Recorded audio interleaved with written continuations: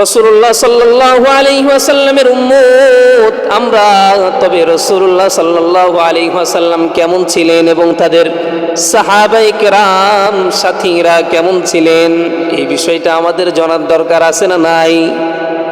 আরে জোরে কন্যা আছে না নাই? রাসূলুল্লাহ সাল্লাল্লাহু আলাইহি ওয়াসাল্লাম এক সাহাবী ছিলেন রাসূলের, যার নাম ছিল জুলাইবিব। নামটা কি?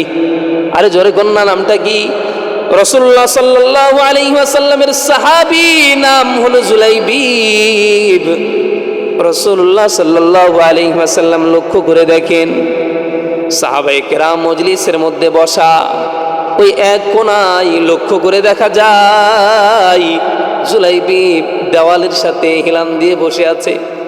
রাসূলুল্লাহ সাল্লাল্লাহু আলাইহি ওয়াসাল্লাম জিজ্ঞাসা করলেন, জুলাইবিব, ও জুলাইবিব, তোমার মনের কোনো বেদনা আছে নাকি, মনের কোনো দুঃখ আছে নাকি? জুলাইবিব বললেন, ইয়া রাসূলুল্লাহ, আমার মনের বেদনা তো একটাই, কখন আপনার চেহারা দেখে আমি আমার দিলটা শান্ত করব রে নবী। আপনার দিল, আপনার চেহারা দেখার সঙ্গে সঙ্গেই আমার দিলটা প্রফুল্লময় হয়ে যায়। রাসূলুল্লাহ সাল্লাল্লাহু আলাইহি ওয়াসাল্লাম লক্ষ্য করলেন জুলাইবিবের চেহারাটা শুকনা হয়ে আছে, পেরেশানির ছাপ, দিলের মধ্যে জানি কোনো ব্যথা নিয়ে বসে আছে। দেখতে তেমন ভালো না, কুসরি যুবক, চেহারাটা একেবারে কালো এবং দেখতেও সাইজের মধ্যে একেবারে খাটো। রাসূলুল্লাহ সাল্লাল্লাহু আলাইহি ওয়াসাল্লাম জিজ্ঞাসা করলেন, জুলাইবিব, ও জুলাইবিব, মদিনার মধ্যে সমস্ত সাহাবায়ে কেরাম বসা, এমত অবস্থায় রাসূল জিজ্ঞাসা করলেন, জুলাইবিব, বিবাহ করছো নাকি? জুলাইবিব বললেন, ইয়া রাসূলুল্লাহ, এমন মদিনার কোন ব্যক্তি আছে যে আমার নিকট বিবাহ দিবে? এমন কোনো ব্যক্তি নাই যে তার মেয়েকে আমার নিকট তুলে দিবে। রাসূলুল্লাহ সাল্লাল্লাহু আলাইহি ওয়াসাল্লাম বললেন, জুলাইবিব, এমন কথা কেন বলো? জুলাইবিব বললেন, ইয়া রাসূলুল্লাহ, আমি তো এক নাম্বার, আমি তো দরিদ্র এক যুবক, ঘরের মধ্যে আমার খানা নাই, ঘরের মধ্যে আমার বস্ত্র নাই, ঘরের মধ্যে আসবাবপত্র নাই, না আছে আমার খাবার, না আছে আমার বস্ত্র। আমি কার সঙ্গে বিবাহ করব? কে আমাকে মেয়ে দিবে? আর তার মেয়েকে আমি কি বা খাওয়াবো এবং কি বা বস্ত্র তার কাছে তুলে দিব?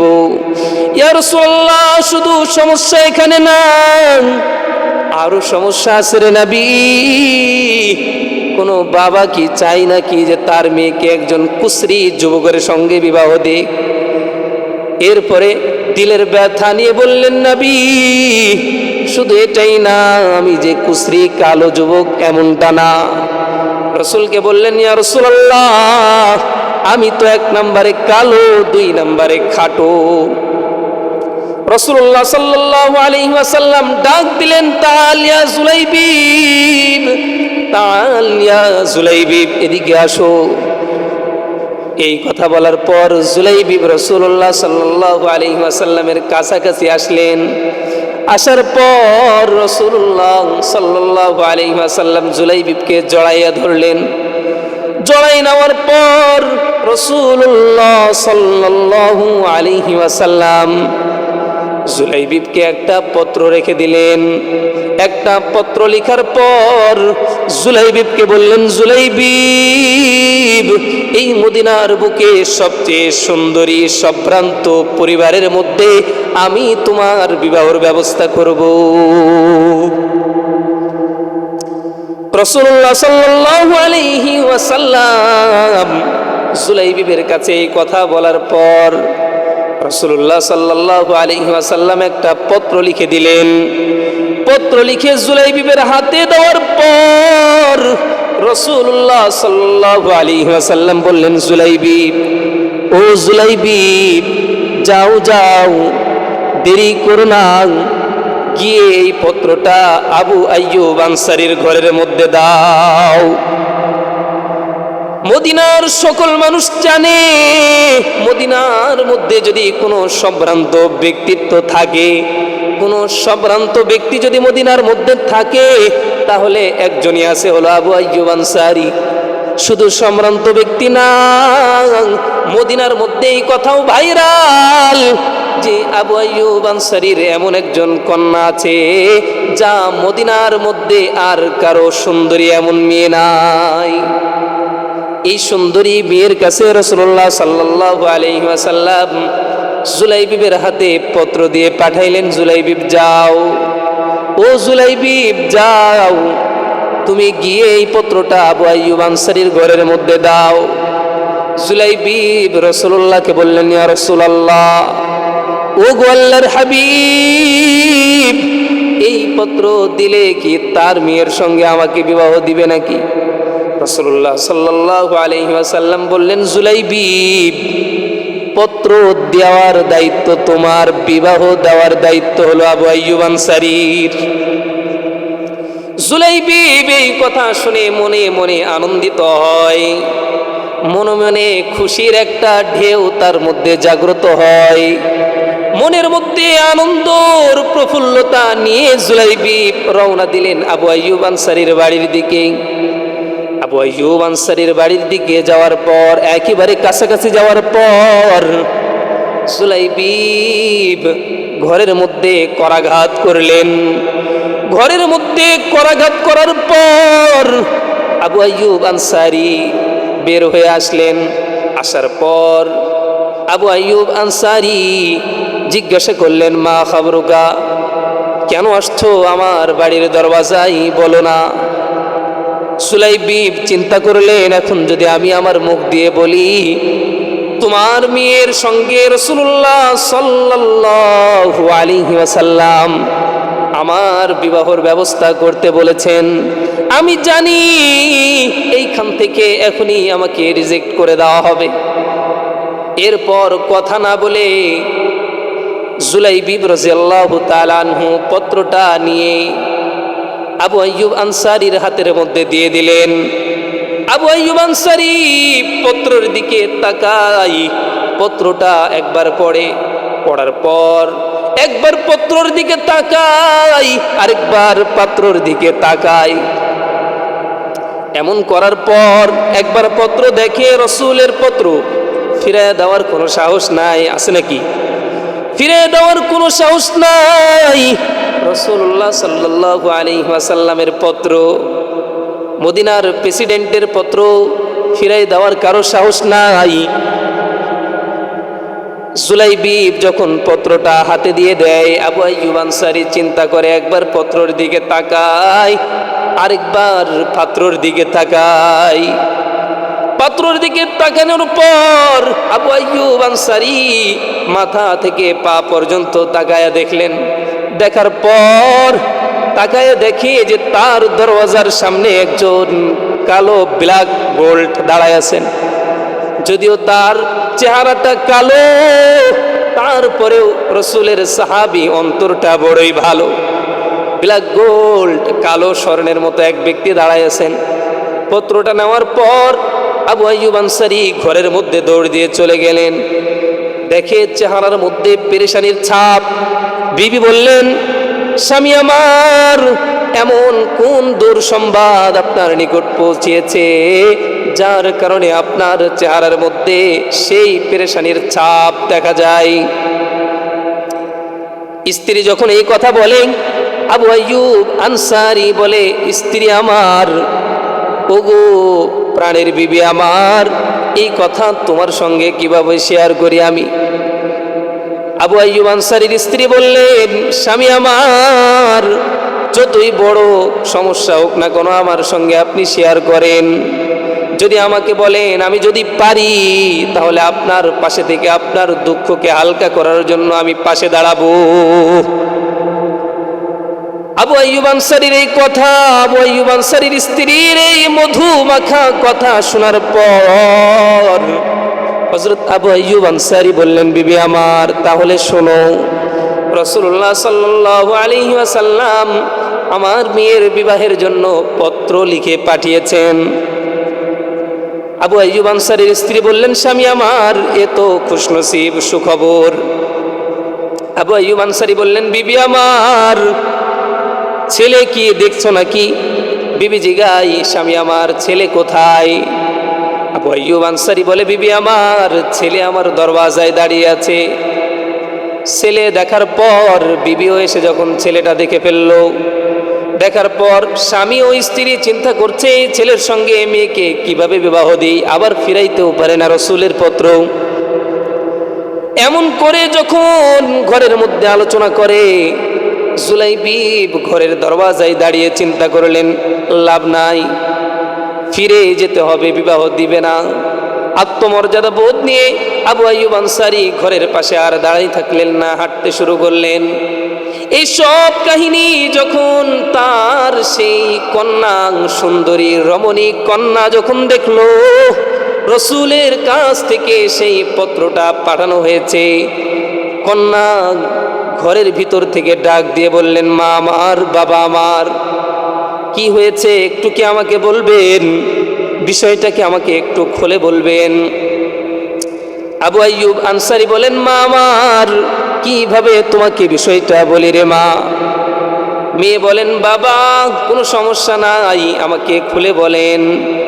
বলে, আল্লাহর হাবিব তোমার জন্য বিবাহের জন্য একজন পাত্র পছন্দ করে আমার ঘরে পাঠাইছেন। বাপ যেমন মেয়েও তেমন। মেয়ে ডাক দিয়ে বললেন, বাবা, কোনো চিন্তা নাই, কোনো চিন্তা করবেন না, নির্দ্বিধায় আপনি বিবাহের ব্যবস্থা করে ফেলেন, এই বিবাহের মধ্যে আমি রাজি আছি। বাবা ডাক দিয়ে বলেন, মেয়ে আমার, ছেলেকে কি তুমি দেখছো নাকি? ছেলে তো একেবারেই কালো, একেবারেই খাটো।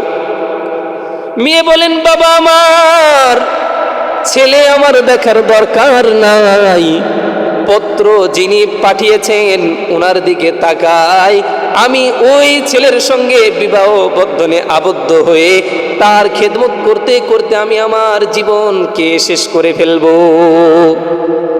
হযরত আবু আইয়ুব আনসারী এই কথা শোনার পর দৌড় দিয়ে ঘরের বাইরে এসে দেখেন যুবক আর নাই। যুবক দরওয়াজা থেকে হাঁটা শুরু করেছেন।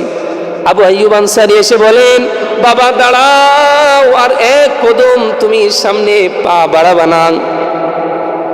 আবু আইয়ুব আনসারী বললেন, বাবা চিন্তা করবা না, পেরেশানি হবা না, নির্দ্বিধায় পেরেশানিতে তুমি বিবাহের ব্যবস্থা করা শুরু করে ফেলো। আমার এই সুন্দরী রমণী মেয়ের বিবাহ আমি তোমার সঙ্গেই দিব।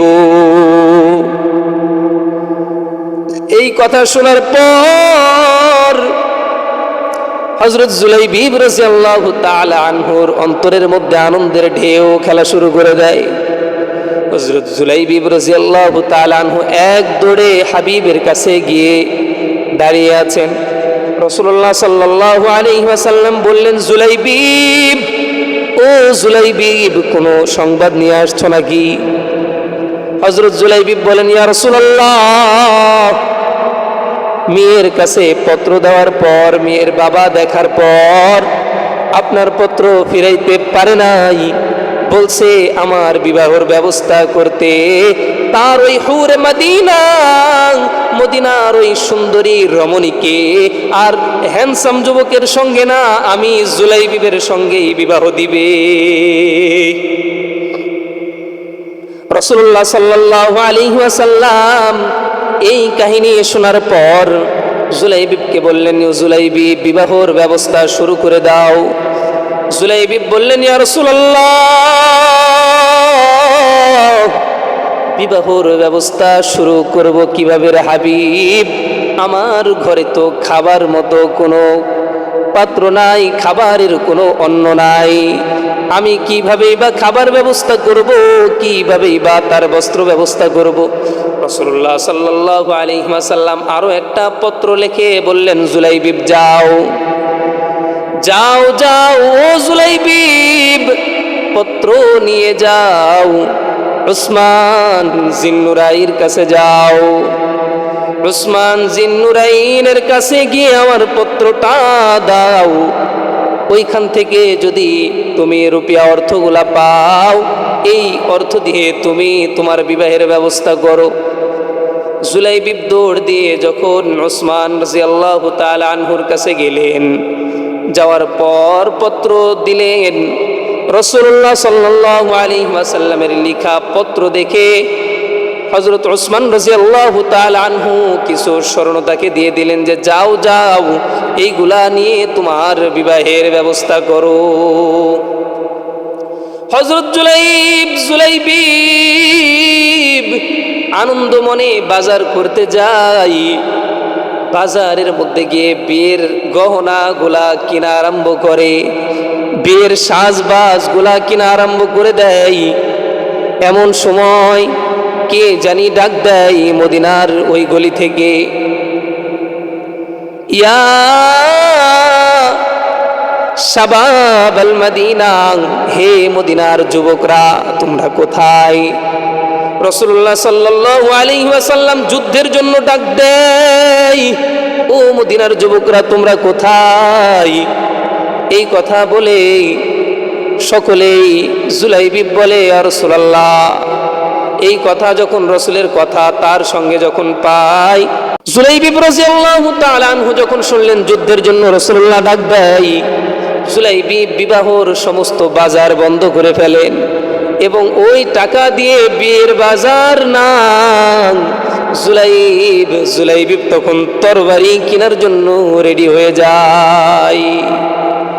জুলাইবিব ওই টাকা দিয়ে তরবারি কেনার পর ওই হুরে মদিনা, মদিনার সুন্দরী মেয়ের পিছে না পড়ে রসুলের যুদ্ধের ময়দানে জুলাইবিব হাজির।